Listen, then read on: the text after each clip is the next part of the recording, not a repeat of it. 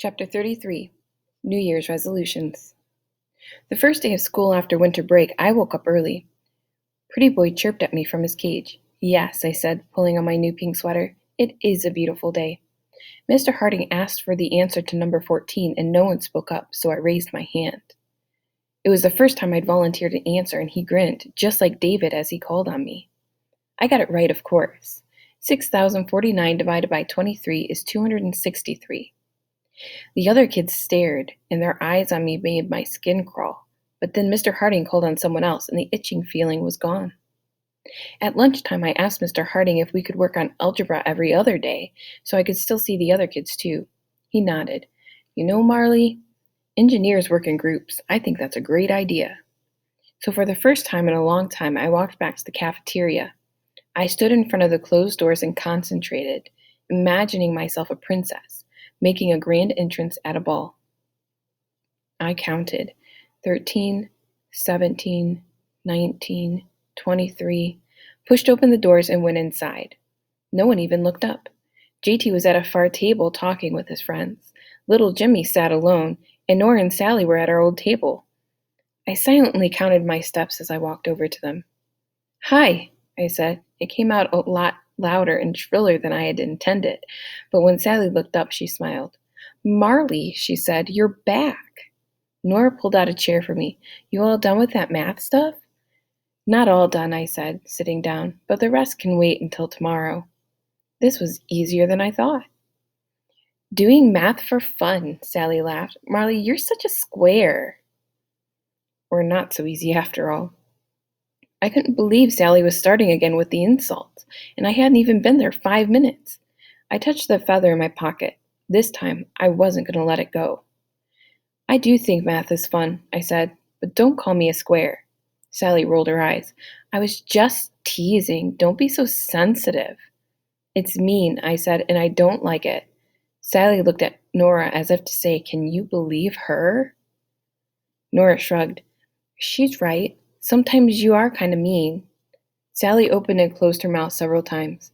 I could almost see the words floating through her head as she struggled to find something to say. Finally, she just shrugged. Sorry, she said. Nora gave a nervous giggle. Sally had never apologized before. I shrugged too. I am probably a little square, I said, and we all laughed. Nora started talking about winter break. It felt good to sit back and eat my cheese sandwich and listen to her complain about little sisters and socks for presents and all sorts of normal things. Then I remembered I didn't have to just sit back and listen. I could say something too. I could tell them about the airplane ride. I was trying to find the right moment to speak up when JT walked over to our table. Hi, Marley, he said real friendly. I need a favor. I gave him a look.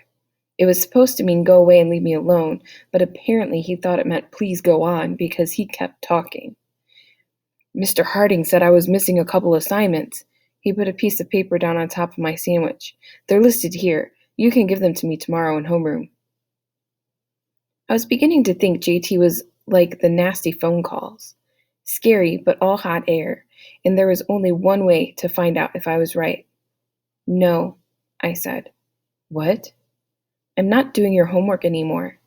I braced myself for his anger, the shock, the threats, the drama of the shy little girl saying no to the big, strong football player. But JT didn't look surprised. He didn't even look irritated. He seemed kind of amused. In fact, he was grinning at me. I always knew you were a pretty girl, Marley, but you're even cuter when you're angry. I'm not angry. Of course I was angry. I've been doing his homework all year. He shrugged. It's no problem. I'll just find someone else to do the work for me. You can't do that, I said. It's cheating. JT laughed. Of course it had been cheating when I'd done it too, but I preferred not to dwell on that fact. I like your pink sweater, JT called as he walked off. I wasn't sure if I was proud of myself for finally standing up to him or embarrassed it had taken me so long. The next Tuesday at the Rock Crusher, I was planning on telling Liz all about standing up to Sally and JT, but as soon as I got there, Liz started talking. You know Curtis, right? Betty Jean's son? Yes, Liz blushed, which made me even more curious to know what was going on. He's in our youth group with me at church and in 9th grade at Dunbar, but He'd never spoken to me. Then today he saw me writing in my journal, and he came over to see what I was doing. We started talking, and we realized we both know you. That's great. Actually, I was worried. What if she dumped me for him, like Judy had done with Robert Lawrence? I wanted her to stop exploding when she was teased, not get a boyfriend, but I couldn't say that, so I just asked, "You didn't tell him we were still friends, did you?" "No," said Liz, "but I think he guessed." "Yeah," I said, "I think little Jimmy guessed too. He says hi."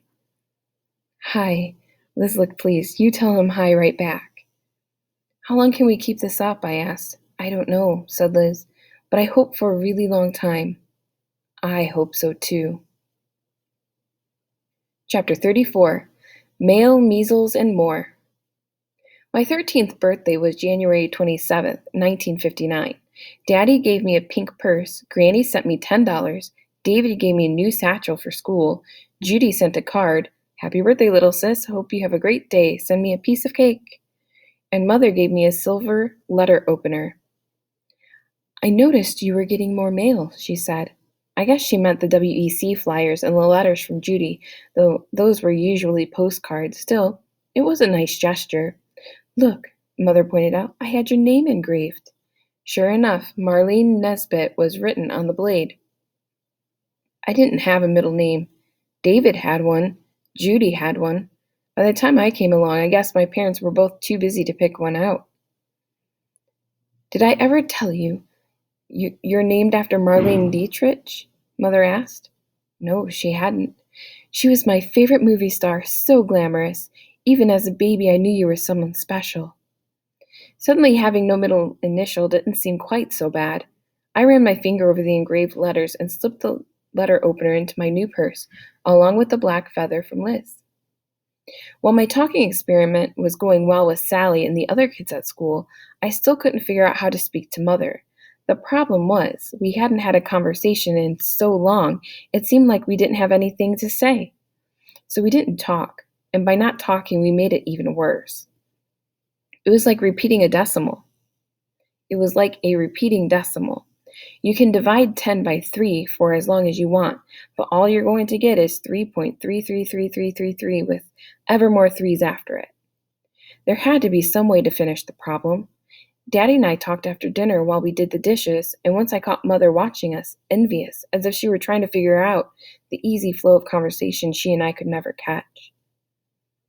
The next day didn't feel quite right. I dragged myself through school, determined to show off my new stuff. Nora liked the letter opener, Sally liked the money. But when I got home, Betty Jean took one look at me and ordered me up to bed. I didn't complain, not even when she brought me a bowl of chicken soup and ordered me to open my mouth. Betty Jean pulled my lower lip gently and looked at my gums. "Yup, white dots. Girl, you got the measles." She was right.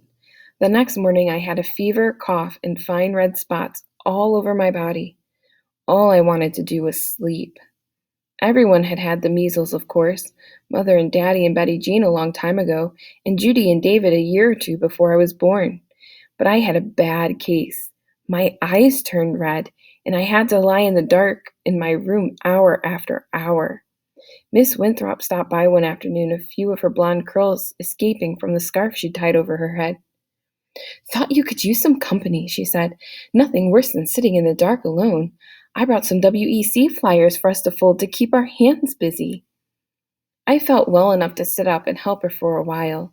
Betty Jean brought the radio from the kitchen, and it felt like a little party until we heard the news. February 3rd, 1959, there was a small plane crash in Clear Lake, Iowa. Buddy Holly, Richie Valens, and J.P. Richardson, aka the Big Bopper, were all aboard. There were no survivors. Miss Winthrop gave a little gasp, and I thought she was going to cry. We didn't fold anymore, just listened to the radio play La Bamba and Chantilly Lace and Peggy Sue over and over again. When Miss Winthrop left, my fever got higher and higher. In the evening, Mother called Dr. Agar, our family doctor.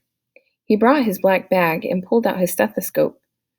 It was cool on my back. He gave me a lollipop like I was a baby. I was too tired to lick it, so I put it on my dresser. as he turned to talk to my mother. "There isn't much I can do for her," he said. "Measles has to run its course. Just try to keep her comfortable."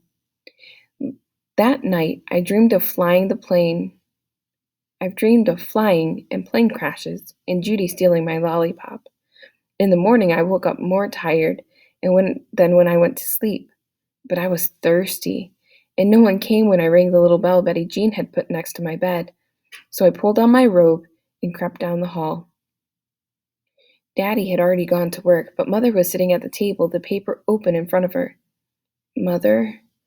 She jumped and sat up quick like she was a burglar and I'd caught her stealing.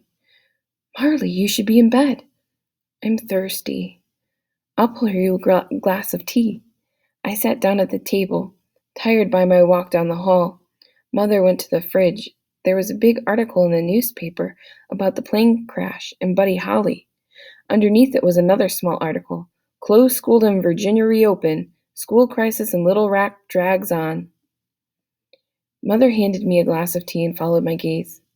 "Ever since you were a little girl, I've been proud to live in Little Rock, proud to be from the South. But it's been going on too long." I held my breath. "Frankly, I don't care who she goes to school with anymore. I just want Judy to come home." "Me too." "We should do something about it," I said finally. "What can we do?" I went back to my room and brought out the box of flyers Miss Winthrop and I had been folding. I handed one to Mother. It said, "Saying what you think is as important as thinking it. Speak out for public schools." I sat down and started folding, and after a moment so did Mother. We didn't say a word, but I couldn't help thinking maybe this was it. Maybe this was the way Mother and I would finally connect. Working on a project together had turned Liz and me into friends. Maybe it would work with Mother too.